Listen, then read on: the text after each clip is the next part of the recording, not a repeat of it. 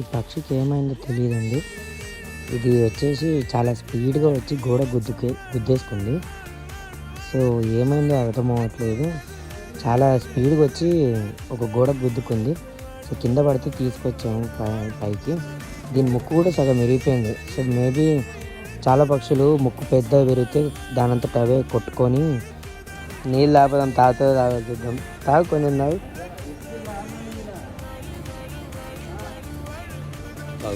తాగుతుంది. అంత లేపకు.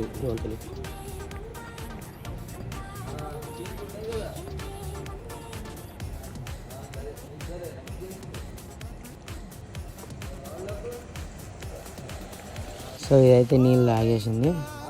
మరి ఏమైనా పెడితే తింటుందో తినదో. అది చాలాసేపు అయిందిగా పట్టుకొని వదిలి చూద్దాం వెళ్తుందో లేదా.